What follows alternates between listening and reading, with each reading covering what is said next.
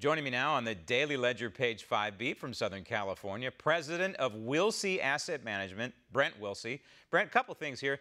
Number one, it seems to me that Apple has almost priced itself out of the market, and some of the more recent versions of its phone are quite expensive. And I know a lot of people in this country say, hey, I'm going to pass on that, it's too expensive. So I would imagine the same thing in China. But then you throw in there a bit of an economic slowdown that they're experiencing in China. And we don't, frankly, know exactly how bad the economic slowdown is because we know that they fudged their numbers. But the bottom line is there's some sort of economic slowdown there. And I think a lot of the Chinese probably have less disposable income, so they're not going to spend it on these expensive phones. Well, you're right, Graham. I mean, I looked at the median income in China, and I always wonder about this. I know China has 1.4 billion people, but their income was not very high. The median income in China is $1,100 versus $59,000 in the United States. So to pay $1,100 for a phone, that's your full year income, doesn't make sense. And by the way, that's just the cities. It doesn't go to the outlying areas. So very low median income. It does make a big difference for them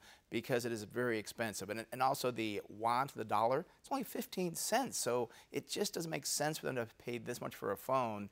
And you do have competition from Huawei, which has some features Apple doesn't have, like they got the triple lens camera, a longer battery life, and also too, a problem for Apple is going to be the 5G. Huawei is ready to go with the 5G.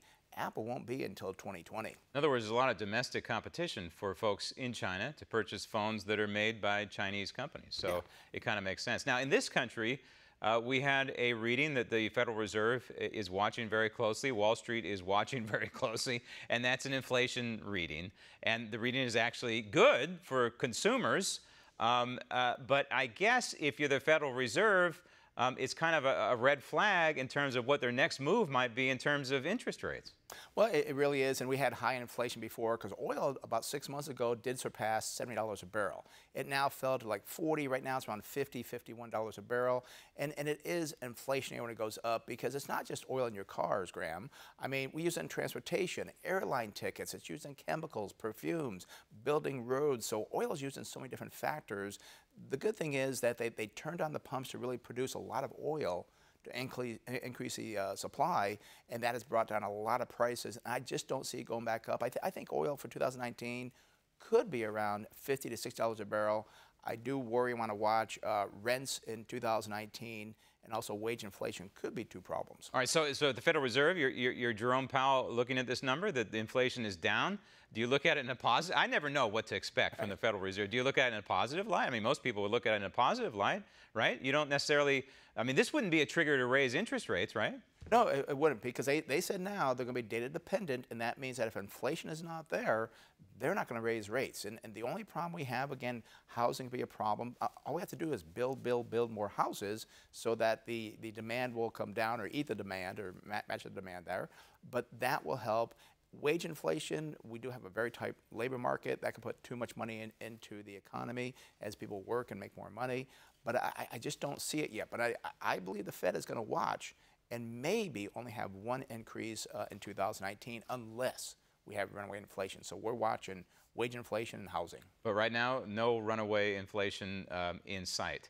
We have some alarming, I consider this alarming news. I want to get your perspective on it. But the Marxist socialist, the newly minted Congresswoman, Marxist socialist from New York, is apparently going to have a key committee position. Yeah, and again, I've seen people like this before. They make a lot of noise, they get a lot of attention and so forth. They really don't know what they're doing. I hate to say this like a loudmouth. They make a lot of noise, but I don't know what they're doing. And the thing is, she's trying to attack the banking regulations, and the banks are terrible and so forth. Right. She seems to be forgetting about Dodd-Frank, where Dodd-Frank came out, you know, with the stress test, and our banks now have to surpass this test. They have to be able to survive in a 7.5% decline in GDP, a 10% unemployment, and also to a third decline in the housing values. I mean, our banks are the strongest they've ever been, so I don't know what hot air she's blowing out here, but the banks are very strong. What is she trying to do? Well, I'll tell you what she's trying to do. She's trying to reach into your bank account, Brent, and put it into her bank account. That's what she's all about. She's about redistribution of wealth. But why not? When you look at the chair of that committee, the new chair of that committee, it's none other than the lunatic from California, Maxine Waters. So she'll fit right in. Brent? I think a lot of noise, but I don't think anything's going to happen from it. Just a lot of noise. You'll be talking about a lot about it, I think. Hope you're right. Thank you. You're welcome. Want to see more videos like this? Click on the link below and subscribe to One America News on YouTube. And call your cable provider and kindly demand that One America News is added to your lineup. Call and subscribe today.